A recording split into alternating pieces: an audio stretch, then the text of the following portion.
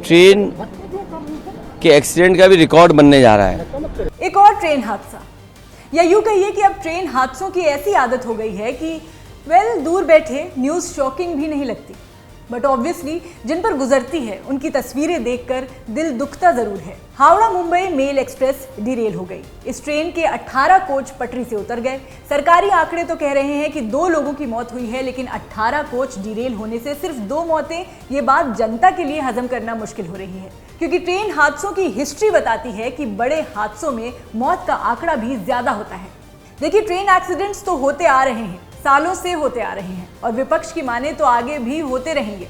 आने वाले हादसों का तो नहीं पता, लेकिन जो पिछले 10 सालों में हुए उन पर एक नजर डालना तो बनता है। साथ ही समझने की कोशिश करेंगे कि क्यों बार बार डिरेल हो जाती हैं देश की ट्रेनें। मेरा नाम है हरीम और आप देख रहे हैं स्विच। चूंकि पिछले 10 साल से देश में मोदी सरकार का राज है, इसलिए ऑपोजिशन के लिए सरकार को टारगेट करने का अच्छा मौका मिल जाता है। 26 जून 2014 उत्तर प्रदेश के संत कबीर नगर जिले में खलीलाबाद रेलवे स्टेशन के करीब गोरखधाम एक्सप्रेस ने एक मालगाड़ी को टक्कर मार दी। इस हादसे में 25 लोगों की मौत हो गई और 50 से ज्यादा लोग जख्मी हो गए। 23 जुलाई 2014 को तेलंगाना के मेडक जिले के मसाईपेट गांव में एक अनमैन्ड रेलवे क्रॉसिंग पर नांदेड़ सिकंदराबाद पैसेंजर ट्रेन एक स्कूल बस से टकरा गई, जिसमें 20 लोगों की मौत हो गई।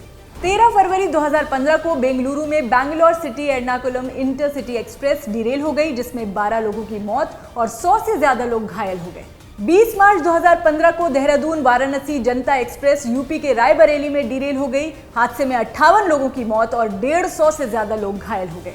4 अगस्त 2015 को मध्य प्रदेश में कामयानी एक्सप्रेस और जनता एक्सप्रेस डिरेल हो गई। वहां एक साइक्लोनिक स्टॉर्म के बाद फ्लैश फ्लड आने से ट्रैक्स का मिसअलाइनमेंट हुआ था। This resulted in at least 31 deaths and 100 injuries. 20 नवंबर 2016 को कानपुर से 60 किलोमीटर की दूरी पर इंदौर राजेंद्र नगर एक्सप्रेस पटरी से उतर गई। इस हादसे में 152 लोगों की मौत और 260 लोग घायल हो गए। 21 जनवरी 2017 को आंध्र प्रदेश के विजयनगरम में जगदलपुर भुवनेश्वर हीराखंड एक्सप्रेस डिरेल हुई, जिसमें 41 लोगों की मौत हो गई, जबकि लगभग 70 लोग घायल हो गए। 19 अगस्त 2017 को यूपी के मुजफ्फरनगर में पूरी हरिद्वार उत्कल एक्सप्रेस के पटरी से उतरने से 23 लोगों की मौत हो गई और 60 लोग घायल हो गए। उसी साल 4 दिन के बाद फिर 23 अगस्त 2017 को कैफियत एक्सप्रेस के डिरेल होने से करीब 70 लोग जख्मी हो गए। 10 अक्टूबर 2018 को यूपी के रायबरेली में न्यू फरक्का एक्सप्रेस के डिरेल होने से 7 लोगों की मौत और 60 से ज्यादा लोग घायल हो गए। 19 अक्टूबर 2018 को अमृतसर में एक ट्रैक के किनारे चल रहे दशहरे का जश्न देखने पहुंची भीड़ को डिरेल हुई ट्रेन ने रौंद डाला। इस भयानक हादसे में 59 लोगों की मौत हो गई और करीब 100 लोग घायल हो गए। 3 फरवरी 2019 को सीमांचल एक्सप्रेस के डिरेल होने से 7 लोगों की मौत और 37 लोग घायल हुए।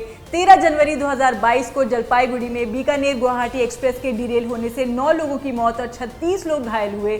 पिछले 10 साल के इतिहास में सबसे बड़ा रेल हादसा हुआ 2 जून 2023 को, जो ये देश शायद कभी नहीं भूल पाएगा। बालासोर रेल हादसा, जिसमें ओडिशा के बालासोर में कोरोमंडल एक्सप्रेस एक मालगाड़ी से टकरा गई। इस हादसे में 296 लोगों की जान चली गई और 1000 से ज्यादा लोग घायल हो गए।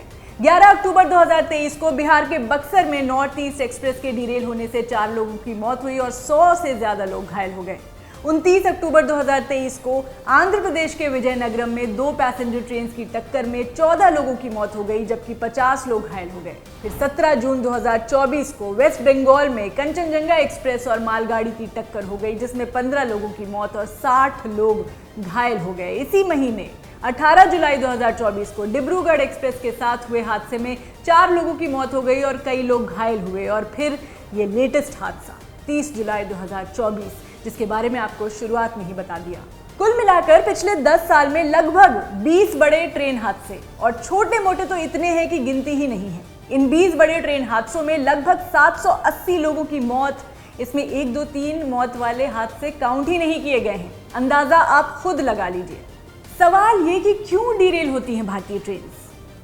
एक्सपर्ट्स का मानना है कि ट्रेन का पटरी से उतरना खराब ट्रैक की वजह से होता है, या फिर ट्रेन की कोई भी कोच अचानक खराब हो जाती है, या फिर ड्राइविंग में कोई एरर होता है।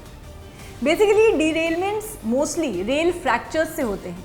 ये रेल फ्रैक्चर एक्सट्रीम गर्मी या ठंड के दौरान ट्रैक के एक्सपेंशन और कॉन्ट्रैक्शन से होता है। प्रॉब्लम यह है कि ट्रैक्स का रूटीन मेंटेनेंस नहीं हो पाता है और लैक ऑफ मेंटेनेंस की वजह से ऐसे बड़े बड़े हादसे हो जाते हैं। अफसोस ये है कि किसी के पास इस सवाल का जवाब नहीं है कि ऐसे हादसों पर लगाम कैसे लगेगी और भारतीय रेलवे के हालात कब सुधरेंगे। आपकी क्या राय है कमेंट में बताएं और स्विच को सब्सक्राइब करते जाएं।